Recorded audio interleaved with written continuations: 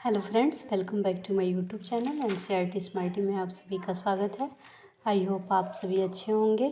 आज मैं बसंत भाग 3 से हिंदी साहित्य के सुप्रसिद्ध कवि श्री भगवती चरण वर्मा के द्वारा रचित कविता दीवानों की हस्ती के साथ उपस्थित हूँ। फ्रेंड्स, यह कविता जो है आधुनिक कविता का एक नमूना है, जिसमें कवि ने दीवानों के मस्ती भरे जीवन का वर्णन किया है। एक ओर वह अपने अस्तित्व को नकारता है तो दूसरी ओर अपने अस्तित्व को महत्व देता है। वह अभाव में खुश रहता है। तो चलिए इस कविता का एक बार वाचन कर लेते हैं।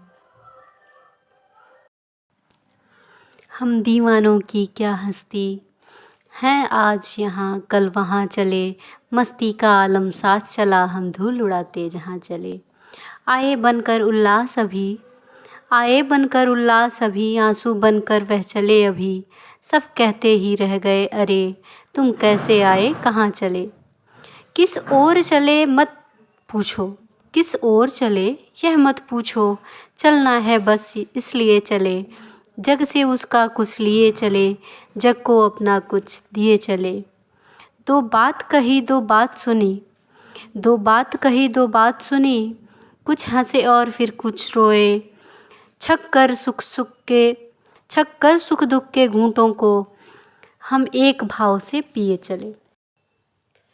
हम भिखमंगों की दुनिया में स्वच्छंद लुटाकर प्यार चले। हम एक निशानी सिर पर ले असफलता का भार चले। अब अपना और पराया क्या, आबाद रहें रुकने वाले। हम स्वयं बंधे थे और स्वयं हम अपने बंधन तोड़ चले, हम अपने बंधन तोड़ चले। अभी आप सुन रहे थे भगवती चरण वर्मा को।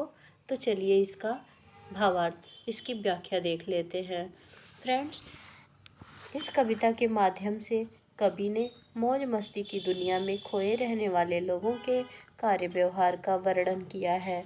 कवि कहता है कि संसार के कष्टों से बेफिक्र रहने वाले, अपनी खुशियों की दुनिया में मस्ती पूर्वक जीने वाले लोग संसार के अन्य लोगों से कहते हैं कि वे उनकी हैसियत से अनजान हैं, यानी उनकी हैसियत है ही क्या, वे कहीं भी एक जगह पर टिकने वाले नहीं हैं।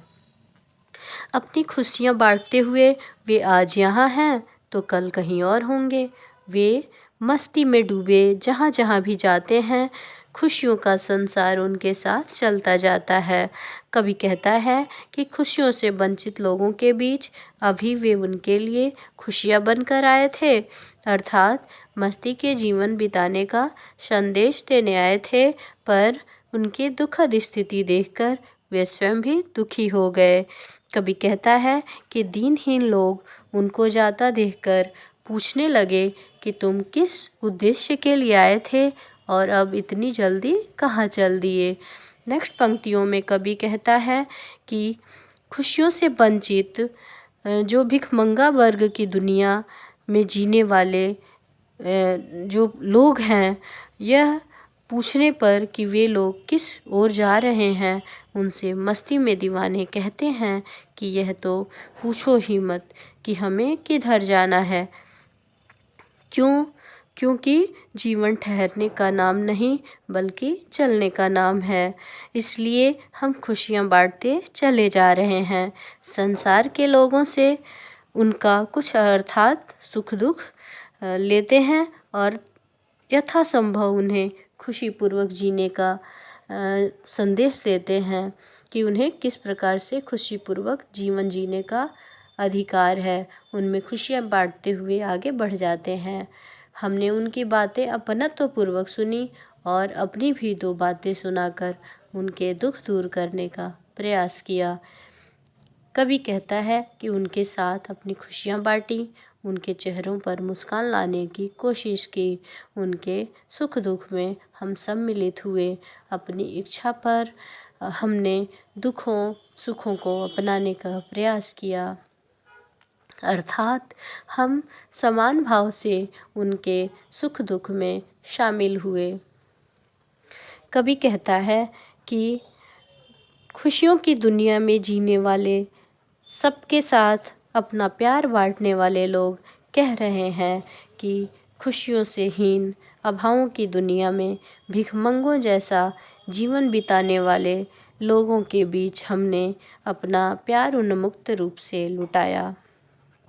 कवि कहता है कि अपना प्यार यूं लुटाने, खुशियाँ बांटने के लिए भी हम उनके अभावग्रस्त जीवन को पूरी तरह खुशहाल बना सकें।